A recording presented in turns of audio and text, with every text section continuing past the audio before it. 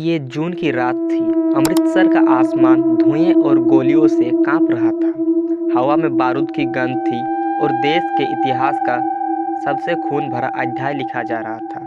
ये था operation blue star, भारतीय सेना का एक ऐसा सैन्य अभियान जिसमें भारत की राजनीति, धर्म, समाज तीनों को हमेशा के लिए बदल दिया। ये है स्वर्ण मंदिर, सिखों का सबसे पवित्र स्थान, जो शांति, आस्था और सेवा का प्रतीक माना जाता है। हर रोज यहाँ लाखों लोग सुकून की तलाश में आते हैं, लेकिन 1984 का जून इसी पवित्र स्थान ने वो मंजर देखा था। गोलियां, टैंक, एक सैन्य अभियान अपने ही देश में अपने ही लोगों के खिलाफ। इस कहानी की जड़ें 1970 के दशक पंजाब में है, जब पंजाब के आनंदपुर शाही प्रस्ताव के जरिए सिखों के लिए ज़्यादा राजनीतिक और धार्मिक स्वतंत्रता की मांग उठ रही थी। माहौल में एक बेचैनी थी।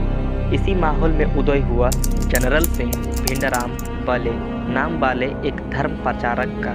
कुछ लोग उन्हें संत कहते थे तो कुछ लोग आतंक का चेहरा। भिंडराम वाले का प्रभाव दिन ब दिन बढ़ता जा रहा था। उसके भाषणों में आग थी और भीड़ में उनके प्रति आस्था, पर जल्द ही ये आस्था कट्टर में बदलने लगी। हथियार इकट्ठे होने लगे, कोई लोग पुलिसकर्मी को मारने लगे और पंजाब की सड़कों पर खालिस्तान जिंदाबाद के नारे गूंजने लगे। सरकार को साफ दिख रहा था कि अलग देश की नींव रखी जा रही है। 1983 में भिंडराम वाले ने अमृतसर का स्वर्ण मंदिर परिषद को अपना डेरा बना लिया। वो स्थान जो भक्ति और शांति का प्रतीक था, अब बंदूकों और गोला बारूदों से भर गया था। सरकारी रिपोर्ट के मुताबिक मंदिर के अंदर सैकड़ों हथियार जमा थे और भिंडराम वालों के समर्थक सुरक्षा बलों पर हमला कर रहे थे। लेकिन भारत सरकार के सामने समस्या थी। मंदिर एक धार्मिक स्थल था, वहाँ कदम रखना मतलब भावनाओं को ठेस पहुँचाना। प्रधानमंत्री इंदिरा गांधी इस बात को लेकर बहुत दुविधा में थी कि क्या किया जाए। अगर सेना भेजती है तो आस्था पर वार होगा और अगर चुप रहती है तो राष्ट्र की एकता खतरे में। आखिरकार उन्होंने वो फैसला लिया जो शायद इतिहास का सबसे कठिन निर्णय में से एक था। 3 जून 1984 भारतीय सेना ने अमृतसर को चारों ओर से घेर लिया और इस अभियान का नाम रखा गया ऑपरेशन ब्लू स्टार। मतलब साफ था, स्वर्ण मंदिर को किसी भी हालत में आतंकियों से मुक्त कराना। 5 जून 1984 के रात सेना ने मंदिर परिसर के अंदर प्रवेश करना शुरू किया। चारों ओर से गोलियां चलने लगी, ग्रेनाइट फटने लगी और मंदिर के पवित्र सरोवर का पानी बारूद से भर गया। भिंडराम वाले और उसके समर्थक मंदिर के अंदर से जवाबी फायरिंग कर रहे थे। सेना को अंदाजा नहीं था कि अंदर से इतनी भारी फायरिंग होगी। उन्हें टैंक और बुलेट प्रूफ गाड़ियां तक अंदर भेजनी पड़ी। 3 दिन तक ये सब चलता रहा। जब तक आखिरी गोली खत्म नहीं हुई तब तक मंदिर के दीवारें खून से भीगते गए।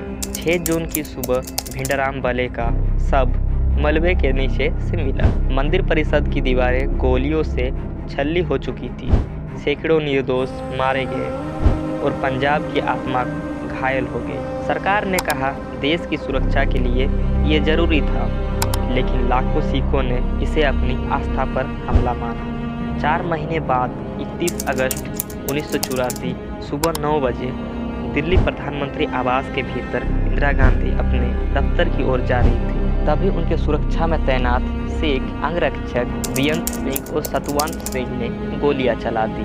कारण साफ था, ऑपरेशन ब्लू स्टार का गुस्सा और सरकार के खिलाफ नफरत। गोलियों की गूंज फिर से वही थी जो जून की अमृतसर में सुनी गई थी। इंदिरा गांधी वहीं पर ढेर हो गए और फिर से पूरे देश में क्रोध की आग लग गई। सिखों के खिलाफ हिंसा भड़क उठी, हजारों निर्दोष मारे गए, घर जलाए गए और भारत अपने ही लोगों के खून में नहा गया। ऑपरेशन ब्लू स्टार ने आतंक को नहीं मारा, उसने भारत की आत्मा को भी मार दिया। कुछ लोग कहते हैं कि ऑपरेशन ब्लू स्टार ने देश को बचाया और कुछ लोग कहते हैं कि उसी दिन भारत ने अपनी एकता खो दी।